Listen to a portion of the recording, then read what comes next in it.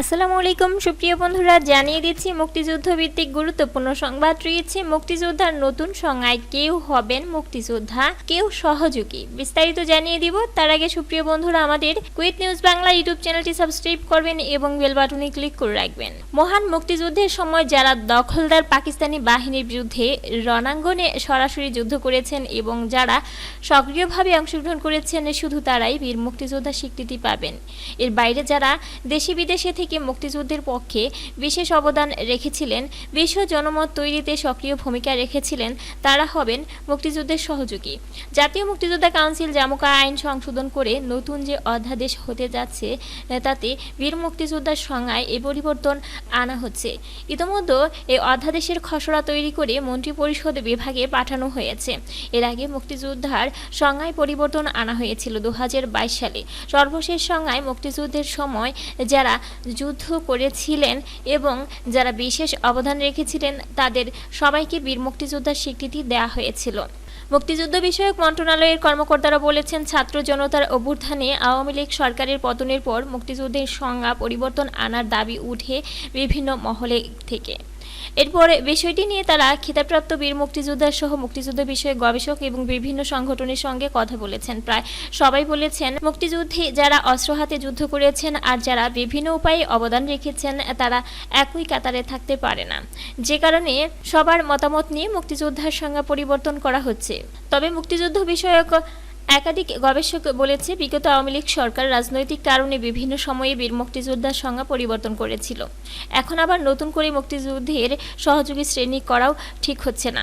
এটি সম্মানজনক হবে না। ভবিষ্যতে এ নিয়ে সংকট ও তিক্ততা আরও বাড়বে। মুক্তিযুদ্ধ বিষয়ক গবেষক আহসান চৌধুরী বলেন, মুক্তিযোদ্ধার সংজ্ঞা নিয়ে শুরু থেকেই বিতর্ক ছিল।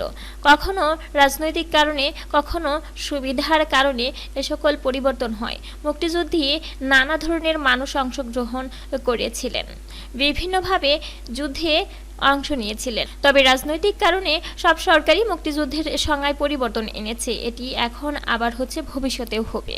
বীর মুক্তিযোদ্ধা কারা হবেন? খসড়া অধ্যাদেশ নতুন সংজ্ঞা অনুযায়ী 1971 সালের 26 মার্চ থেকে 16 ডিসেম্বর পর্যন্ত যারা দেশের ভেতরে যুদ্ধের প্রস্তুতি ও প্রশিক্ষণ গ্রহণ করেছেন এবং পাকিস্তানের বিরুদ্ধে যুদ্ধে লিপ্ত হয়ে হানাদার ও দখলদার পাকিস্তানি সশস্ত্র বাহিনী ও তাদের এদেশীয় সহযোগী রাজাকার আলবদর আল শামস, মুসলিম লীগ, জামায়াত ইসলামী, নিজামে ইসলাম এবং দালাল ও শান্তি কমিটির বিরুদ্ধে মুক্তিযুদ্ধে সক্রিয় অংশগ্রহণ করেছেন, এরূপ সব বেসামরিক নাগরিক ওই সময়ে যাদের বয়স সরকার নির্ধারিত সর্বনিম্ন বয়সের মধ্য ছিল, বীর মুক্তিযোদ্ধার স্বীকৃতি পাবেন।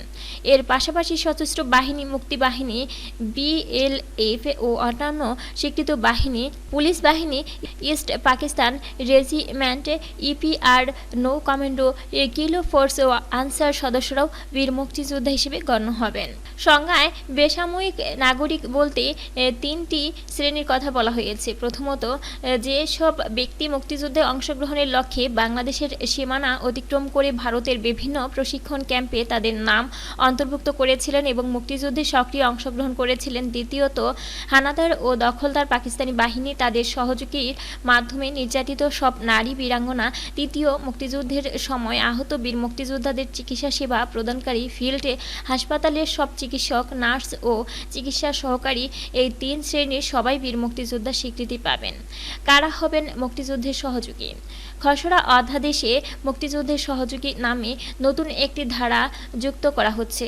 সহযোগীদের সম্পর্কে বলা হয়েছে, 1971 সালের 26 মার্চ থেকে 16 ডিসেম্বর পর্যন্ত যারা দেশের ভেতরে বা প্রবাসে অবস্থান করে মুক্তিযোদ্ধাদের উদ্দীপ্ত করেছেন, মুক্তিযুদ্ধকে বেগবান ও বাংলাদেশের স্বাধীনতা অর্জনকে ত্বরান্বিত করতে সংগঠনের ভূমিকা পালন, বিশ্ব জনমত গঠন, কূটনৈতিক সমর্থন অর্জন এবং মনস্তাত্ত্বিক শক্তি অর্জন, বাংলাদেশের যেসব নাগরিকে প্রত্যক্ষভাবে অংশগ্রহণ ও সহযোগিতা করেছিলেন, তারা মুক্তিযুদ্ধের সহযোগীর মর্যাদা পাবেন। সহযোগীদের জন্য 5টি শ্রেণী ঠিক করা হয়েছে। প্রথমত, যেসব বাংলাদেশি পেশাজীবী মুক্তিযুদ্ধের সময় বিদেশে অবস্থানকালে মুক্তিযোদ্ধার পক্ষে বিশেষ অবদান রেখেছিলেন এবং যে সকল বাংলাদেশি নাগরিক বিশ্ব জনমত গঠনে সক্রিয় ভূমিকা পালন করেছিলেন।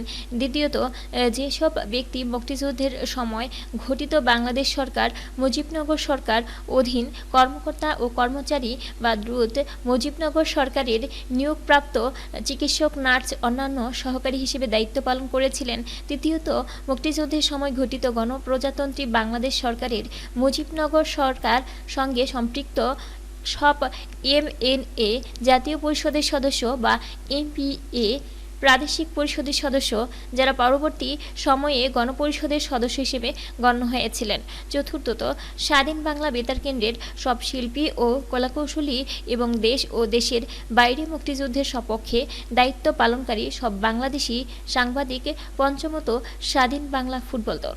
যদিও এই 5 শ্রেণীর ব্যক্তিরা বীর মুক্তিযোদ্ধা হিসেবে স্বীকৃতি পেয়ে আসছেন, জামুকা আইনের সংশোধিত অধ্যাদেশ জারি হলে তারা মুক্তিযুদ্ধের সহযোগী হবেন। সুপ্রিয় বন্ধুরা, এ ছিল মুক্তিযুদ্ধ ভিত্তিক গুরুত্বপূর্ণ সংবাদ। পরবর্তীতে মুক্তিযুদ্ধ বিষয়ক আপডেট তথ্য পেতে আমাদের কুইট নিউজ বাংলা ইউটিউব চ্যানেলটি সাবস্ক্রাইব করবেন এবং বেল বাটনে ক্লিক করে রাখবেন। বেল বাটনে ক্লিক করার ফলে আপনার স্মার্টফোন ও কম্পিউটারে সক্রিয়ভাবে সকল ভিডিও নোটিফিকেশন